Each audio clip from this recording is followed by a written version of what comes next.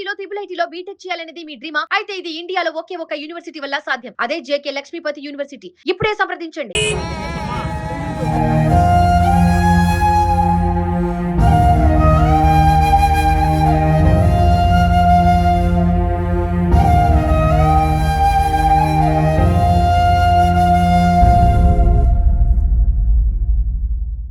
ఆర్థిక ఇబ్బందులు, అప్పులు, వ్యాపారంలో నష్టాలు ఫలితంగా భార్యాభర్తలు బలవన్మరణానికి పాల్పడ్డారు. తమ 3 ఏళ్ల కొడుకుని చిమ్మ చీకట్లో స్కూటీపై వదిలేసి గోదావరి నదిలోకి దూకేశారు. దీంట్లో చీకట్లో ఒంటరిగా ఉన్న బాలుడు భయంతో అమ్మ నాన్న అంటూ ఏడుస్తున్న దృశ్యాలు కలవరపెడుతున్నాయి. ఈ విషాదకర ఘటన ఏపీలోని పశ్చిమ గోదావరి జిల్లాలో చోటు చేసుకుంది. అయితే బాలుడి ఏడుపులను గమనించిన స్థానికులు పోలీసులకు సమాచారం ఇవ్వడంతో ఘటనా స్థలానికి చేరుకొని గాలింపు చర్యలు చేపట్టారు. దంపతులు వేల్పూర్ గ్రామానికి చెందిన దొడ్డా సాయి, శిరీషలుగా గుర్తించారు. అసలు ఈ ఘటనలో ఏం జరిగింది, వారు ఎందుకు బలవన్మరణం చేసుకున్నారు, ప్రస్తుతం ఆ బాలుడి పరిస్థితి ఏంటి, పూర్తి వివరాలు తెలుసుకుందాం. మా ప్రతినిధి సీతారామరాజు ఫోన్ లైన్లో సిద్ధంగా ఉన్నారు. సీతారామరాజు, బాలుడు ఎక్కడున్నారు ప్రస్తుతము, వారిద్దరూ బలవన్మరణం చేసుకోవడానికి గల కారణాలు ఏంటి, తాజా వివరాలు ఎలా ఉన్నాయి? సాయి, ఈ సంఘటన ఈ ప్రాంతంలో తీవ్ర సంచలనమైంది. ఈ మధ్య పశ్చిమ గోదావరిలో చూసుకుంటే వరుస సంఘటనలు ఈ ప్రాంతవాసులను ఆందోళన గురి చేస్తున్నాయి. ముఖ్యంగా చెప్పాలంటే గోదావరి తీర ప్రాంతంలో కుటుంబం అంతా కూడా ఆత్మహత్య చేసుకోవటం ఒక ఎత్తు అయితే, ప్రస్తుతం ఒక 10-15 రోజుల వ్యవధిలో ఈ చించినాడ బ్రిడ్జి పై నుంచి ఈ భార్యాభర్తలు దూకి తమ చిన్నారిని అక్కడే వదిలి దూకటం ఈ సంఘటన హృదయ విదారక సంఘటనగా చెప్పవచ్చు.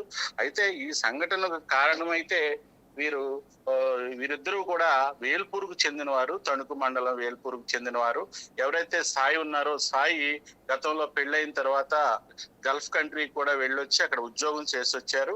అనంతరం కూడా వేల్పూర్లోనే రెడీమేడ్ దుకాణం పెట్టుకుని జీవిస్తున్నారు. అయితే ఈ మధ్య కాలంలో వ్యాపారం సరిగా లేక ఆర్థిక ఇబ్బందులు ఎక్కువయ్యి అప్పుల వాళ్ళు కూడా తీవ్ర ఒత్తిడి కారణంగా ఈ సంఘటనకు పాల్పడ్డారని వారి బంధువుల నుంచి వస్తున్న సమాచారం. పోలీసులు అయితే ప్రస్తుతం ఆ చిన్నారిని తమ ఆధీనంలో ఉంచి తర్వాత బంధువులకి అప్పచెప్పారు. కేవలం ఈ సంఘటన జరగటానికి కారణం వారి తీవ్రమైన అప్పుల బాధలతో పాటు ఎవరైతే అప్పు ఇచ్చారో వాళ్ళు ఒత్తిడి చేయడమే దీనికి కారణమని బంధువులు అయితే చెప్పడం జరుగుతుంది. సాయి, అంటే ప్రస్తుతం బాబు ఎక్కడ ఉన్నాడు, అతని పరిస్థితి ఏంటి, ఎన్ని గంటలకు ఎగ్జాక్ట్ గా ఈ ఘటన జరిగింది? రాత్రి సమయంలో జరిగింది. రాత్రి సమయంలో ఇంచుమించు 12-1 గంట ప్రాంతంలో ఈ సంఘటన జరిగినట్టుగా చెప్తున్నారు. చించినాడ బ్రిడ్జి పై చాలా ఇంచుమించు 1.5 కిలోమీటర్ల ఉండే ఈ చించినాడ బ్రిడ్జి పై నుంచి స్కూటీపై వెళ్లి వీరు అయితే ఈ సంఘటన జరగడానికి ముందు ఒక 20 రోజుల పాటు భీమవరంలో వీళ్ళు ఉన్నట్టు, అప్పులు వాళ్ళకి జడిసి భీమవరంలో ఉన్నట్టు కూడా తెలుస్తుంది.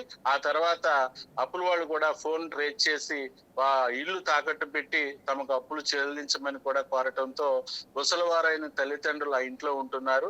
వారికి కూడా ఆధారం లేకుండా పోతుందన్న ఉద్దేశంతో తాము చేసిన వ్యాపారానికి తమ తల్లిదండ్రులను కూడా బాధ్యులు చేయడం ఎందుకన్నా ఉద్దేశంతో వీరు ఈ దుర్ఘటనకు పాల్పడి ఉండవచ్చని పోలీసులు చెప్తున్నారు. బాలుడైతే ప్రస్తుతం వాళ్ళ తల్లిదండ్రుల వద్ద, ఎవరైతే చనిపోయారో వారి సాయి తల్లిదండ్రుల వద్ద అయితే ఈ బాలుడు ఉన్నట్టుగా పోలీసులు అప్పచెప్పినట్టుగా తెలుస్తుంది. Sai, right, thank you Sitaramaraju.